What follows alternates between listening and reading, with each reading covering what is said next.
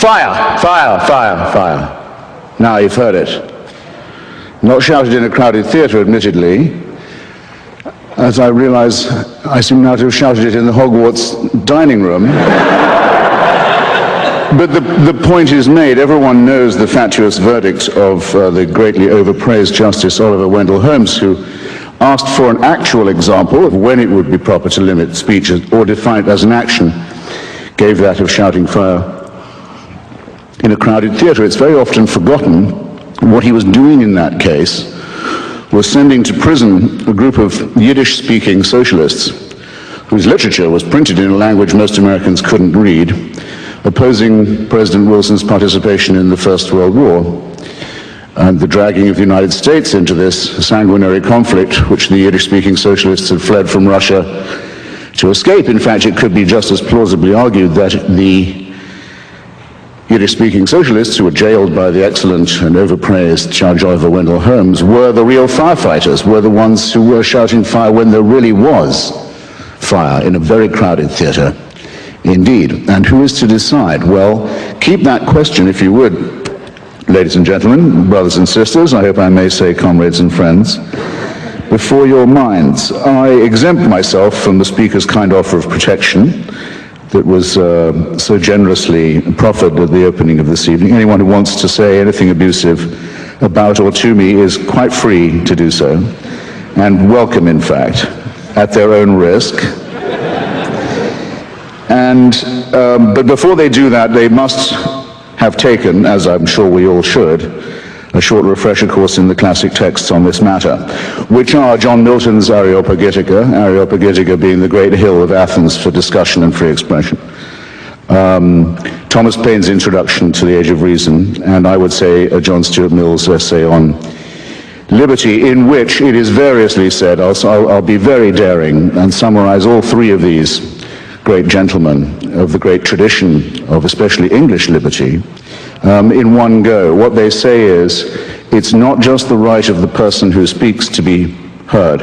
It is the right of everyone in the audience to listen and to hear. And every time you silence somebody, you make yourself a prisoner of your own action because you deny yourself the right to hear something. In other words, your own right to hear and be exposed is as much involved in all these cases as is the right of the other to voice his or her view. Indeed, as John Stuart Mill said, if all in society were agreed on the truth and beauty and value of one proposition, all except one person, it would be most important, in fact, it would become even more important, that that one heretic be heard, because we would still benefit from his perhaps outrageous or appalling view. In more modern times, this has been put, I think, best by a personal heroine of mine, Rosa Luxemburg, who said that the freedom of speech is meaningless unless it means the freedom of the person who thinks differently. My great friend John O'Sullivan, former editor of the National Review, and I think probably my most conservative and reactionary Catholic friend, once said, it's a tiny thought experiment, he says, if you hear the Pope saying he believes in God, you think, well, the Pope's doing his job again today. If you hear the Pope saying he's really begun to doubt the existence of God, you begin to think he might be onto something. Well, if everybody in North America is forced to attend at school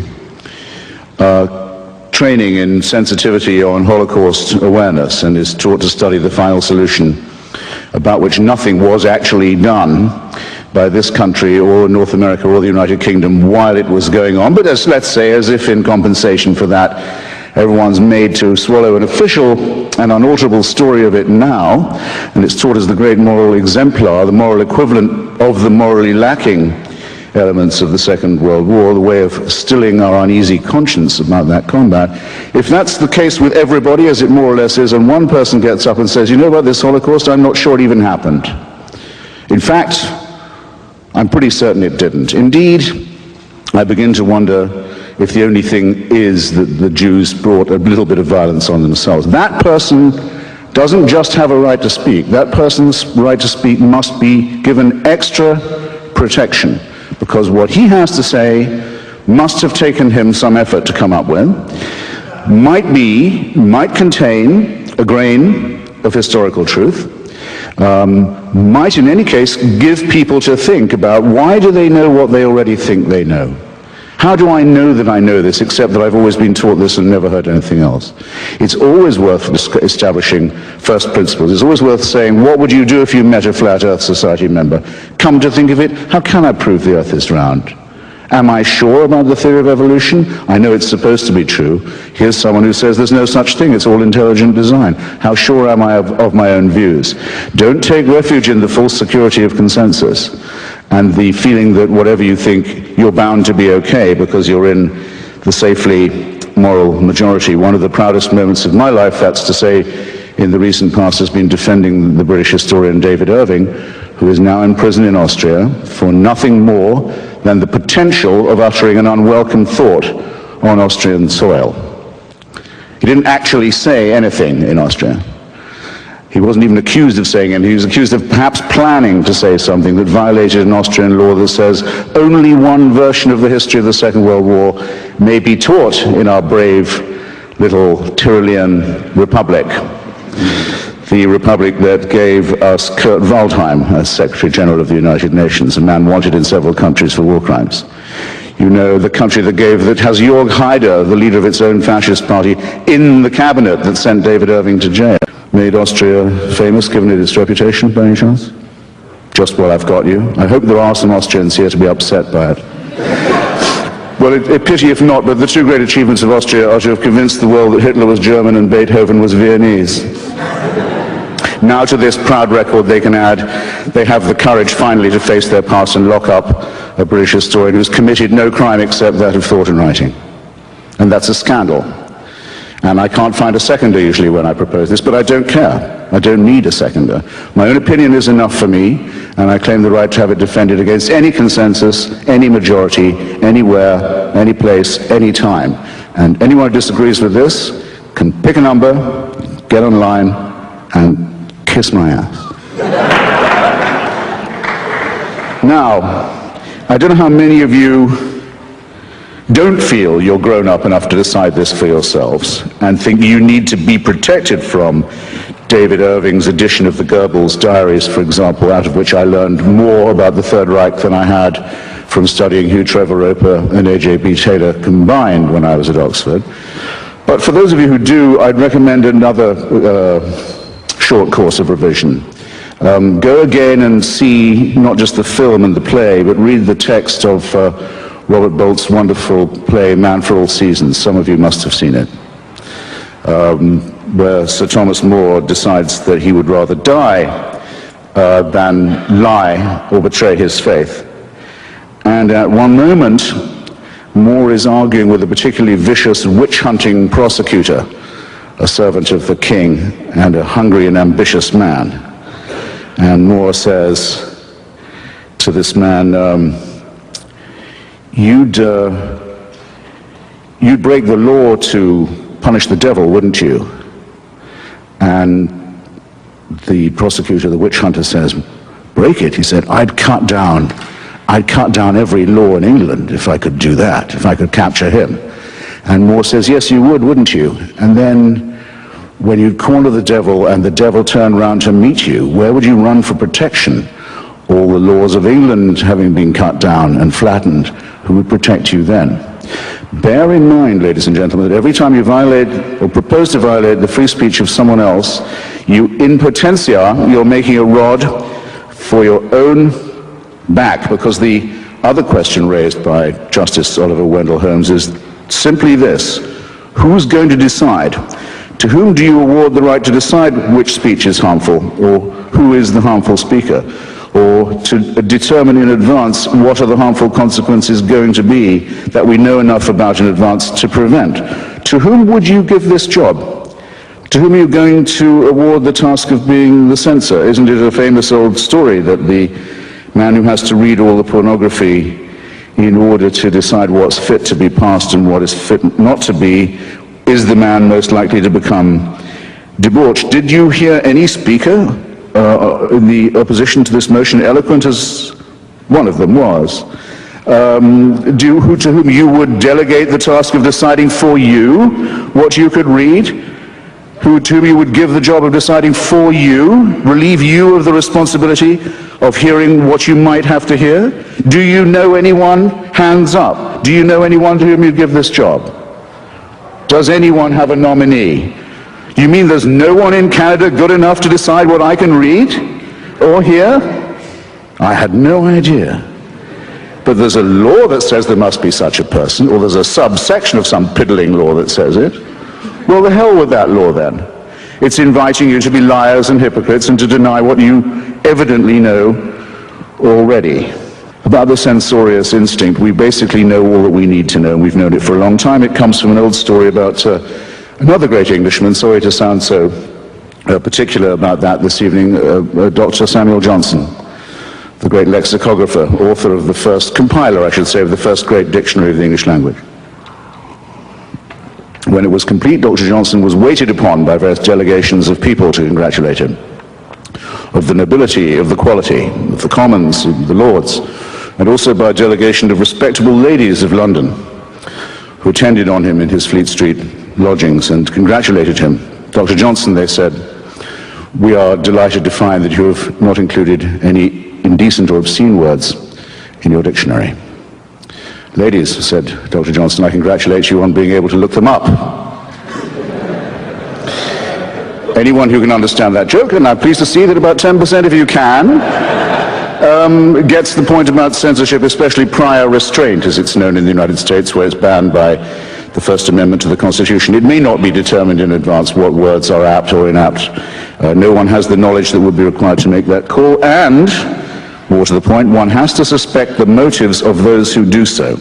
In particular, the motives of those who are determined to be offended, of those who will go through a treasure house of English, like Dr. Johnson's first lexicon, in search of filthy words to satisfy themselves and some instinct about which I dare not speculate.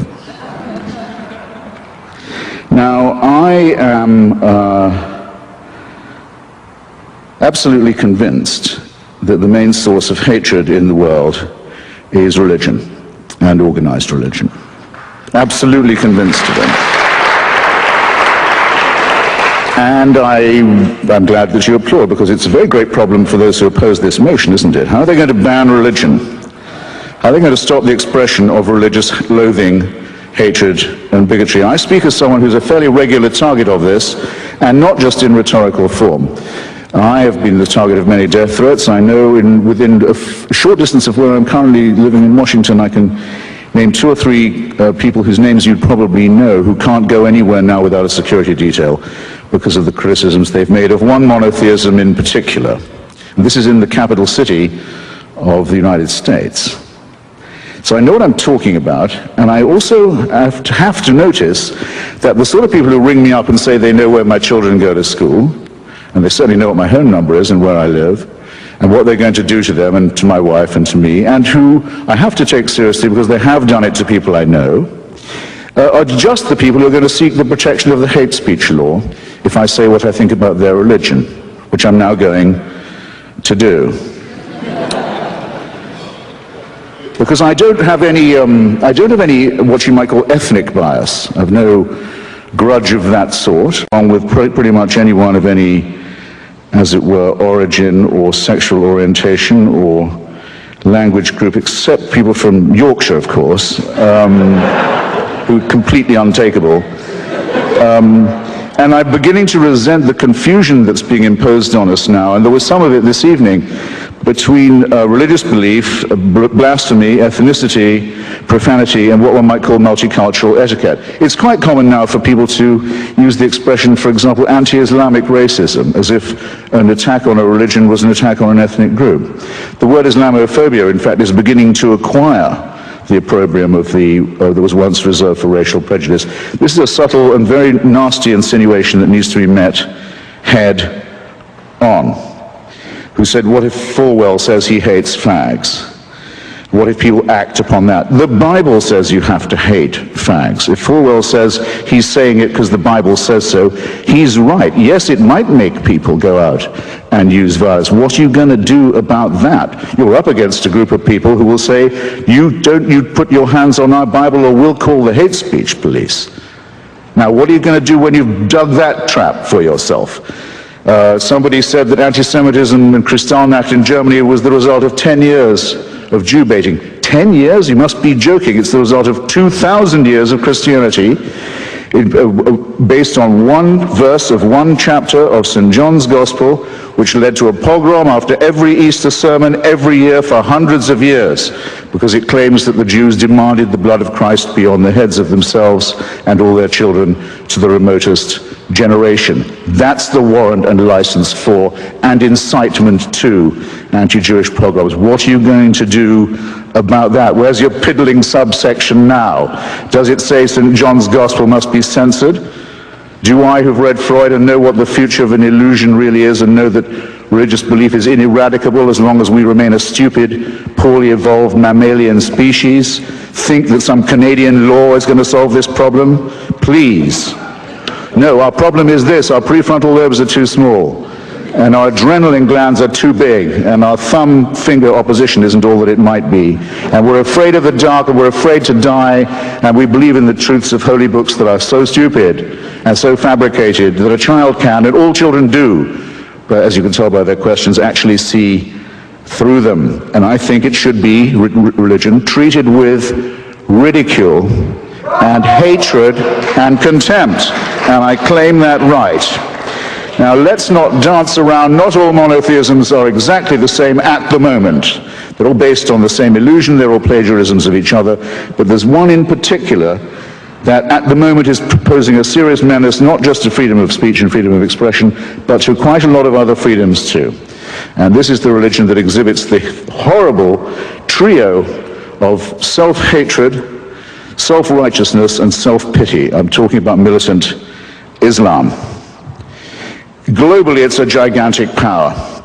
Globally, it's a gigantic power. It controls an enormous amount of oil wealth, several large countries and states, with an enormous fortune. It's pumping the ideology of Wahhabism and Salafism around the world, poisoning societies where it goes, ruining the minds of children, stultifying the young in its madrasas, training people in violence, making a cult of death and suicide and murder. That's what it does globally. It's quite strong. In our societies, it poses as a cringing minority whose faith you might offend, which deserves all the protection that a small and vulnerable group might need. Now, it makes quite large claims for itself, doesn't it? It says it's the final revelation. It says that God spoke to one illiterate businessman in the Arabian Peninsula 3 times through an archangel, and that the resulting material, which as you can see when you read it, is largely plagiarized from the Old and the New Testament, almost all of it actually plagiarized ineptly from the Old and New Testament, is to be accepted as a divine revelation and as the final and unalterable one, and that those who do not accept this revelation are fit to be treated as cattle, infidels, potential chattel, slaves, and victims. Well, I tell you what, I don't think Muhammad ever heard those voices. I don't believe it. And the likelihood that I'm right, as opposed to the likelihood that a shepherd who couldn't, a businessman who couldn't read, had bits of the Old and New Testament redictated to him by an archangel, I think puts me much more near the position of being objectively correct. But who is the one under threat? The person who promulgates this and says, I'd better listen because if I don't, I'm in danger? Or me, who says, oh, no, I think this is so silly, you could even publish a cartoon about it. And up go the placards, and up go the yells and the howls and the screams. Behead those. This is in London. This is in Toronto. This is in New York. It's right in our midst now. Behead those who cartoon Islam. Do they get arrested for hate speech? No. Might I get in trouble for saying what I've just said about the Prophet Muhammad? Yes, I might. Where are your priorities, ladies and gentlemen? You're giving away what's most precious in your own society, and you're giving it away without a fight, and you're even praising the people who want to deny you the right to resist it. Shame on you while you do this. Make the best use of the time you've got left. This is really serious. Now, if you look anywhere you like, because we've had invocations of a rather drivelling and sickly kind tonight of our sympathy. What about the poor fags? What about the poor Jews, the wretched women who can't take the abuse, and the slaves and their descendants, and the tribes who didn't make it and were told that their land was forfeit?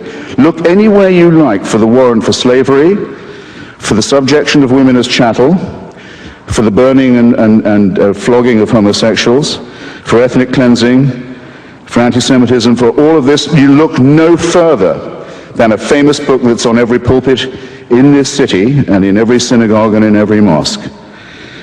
And then just see whether you can square the fact that the force that is the main source of hatred is also the main caller for censorship. And when you've realized that you're therefore this evening faced with a gigantic false antithesis, I hope that still won't stop you from giving the motion before you the resounding endorsement that it deserves. Thanks awfully. Night-night. Stay cool.